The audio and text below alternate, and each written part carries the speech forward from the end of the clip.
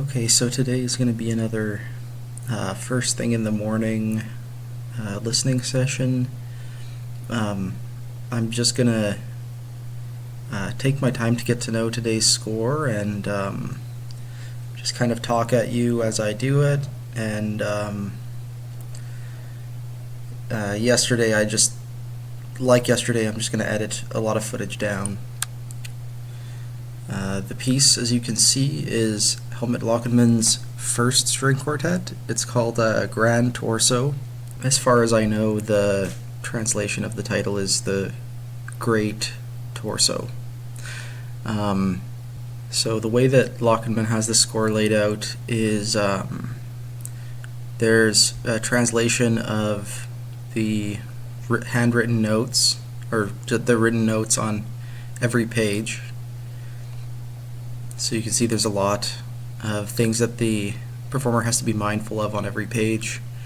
It's nice to have this because it's English translations of every German instruction. Yeah, then he gets into the notation and how to read the score. So I'm going to scroll down to the English. Okay, let me give you the rundown of all of this. So the four instruments are in scordatura. Violin 1 has its G, low G is lowered to an E natural. The A is lowered to a G, and the E is lowered to an E flat. The violin 2, the E is lowered to an E flat, and the open G is lowered to an F. That's the violin 2. The viola, the low C is lowered to a A flat. The D is lowered to a D flat, and everything else is the same. The cello, the low C is lowered to an A flat, and the D is lowered to a D flat. So the cello and the viola are just an octave apart. You'll notice that Lachenmann doesn't raise any of the strings of the instruments, and I think that's pretty smart because in standard tuning, string instruments are already under a lot of tension. So if you are going to do scordatura, I think this is the way to go, just lowering some of the strings. It looks like Lachenmann notates the fingered pitch, not the sounding pitch, for the most part. There's some exceptions, like if you play a natural harmonic, he'll show you the sounding pitch of that. I guess it depends on the context. So Lachenmann has a number of clefs that indicate bow position, like up and down the strings. And you can see these in the score. They're right here. So when you're looking at these, you have to imagine a stringed instrument. Here's the end of the fingerboard, and then the strings go over a gap to the bridge and then the tailpiece, and he can indicate you to bow anywhere along that area, and sometimes he asks for you to bow, like he zooms in on this area specifically past the bridge because he wants you to bow on those specific strings. And then sometimes the cellist puts their bow underneath the strings between the bridge and the tailpiece to do stuff, so he needs to have a special clef for that.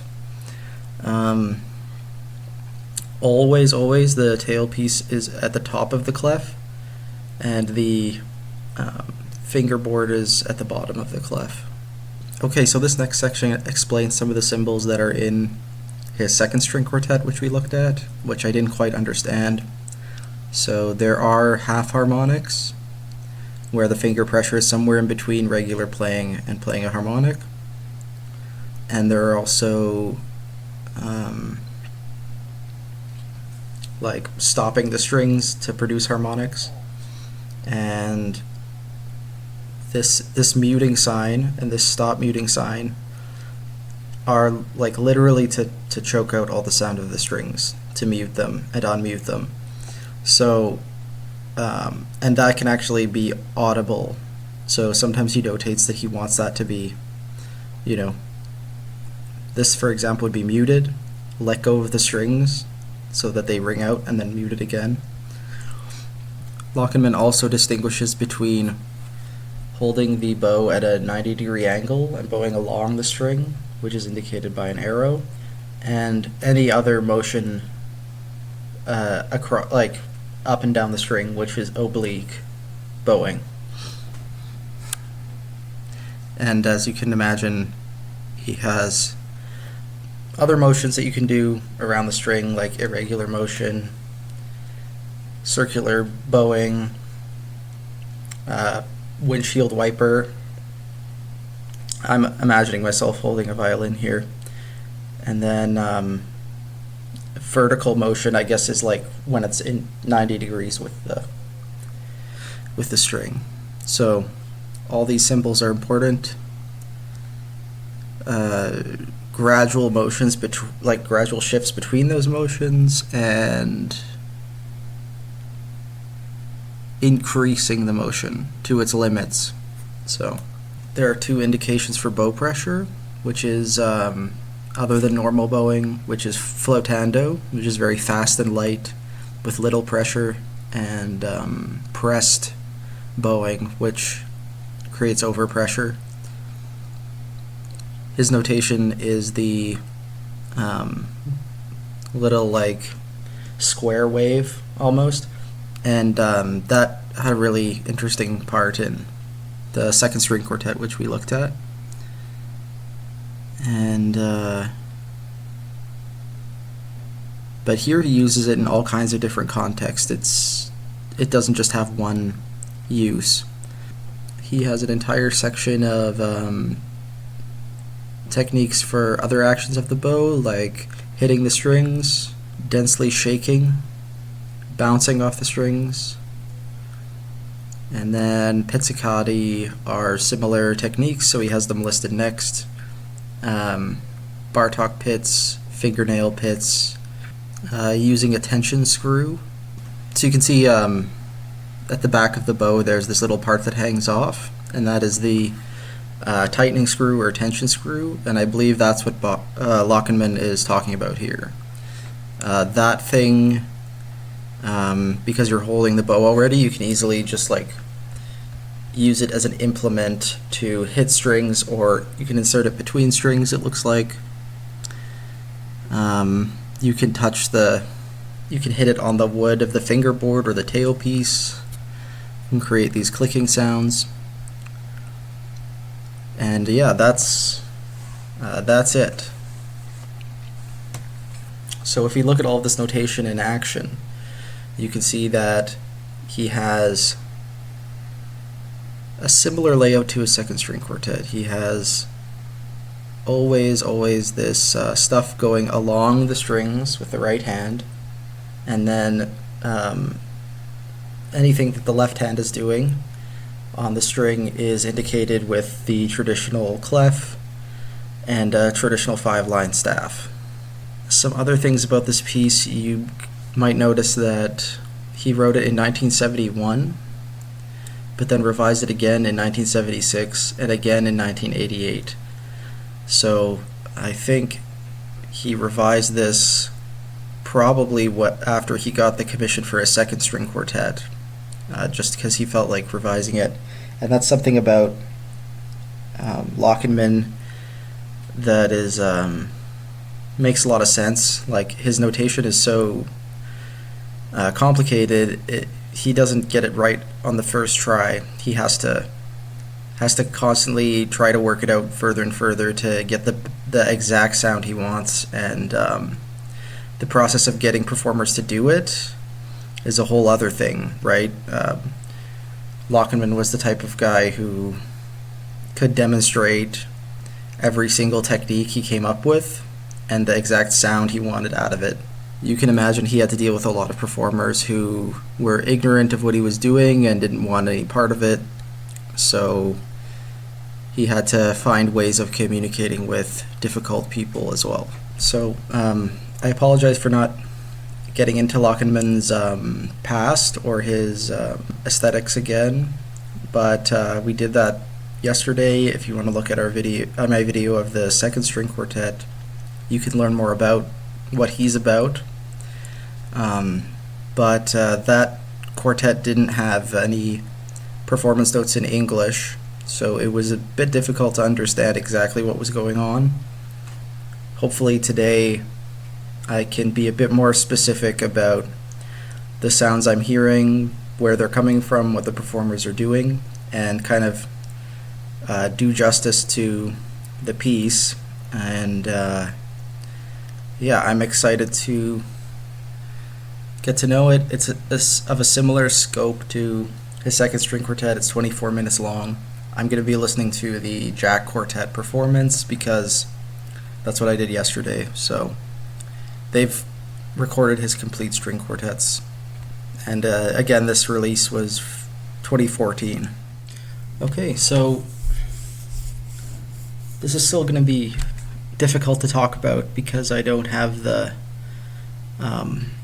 language for it.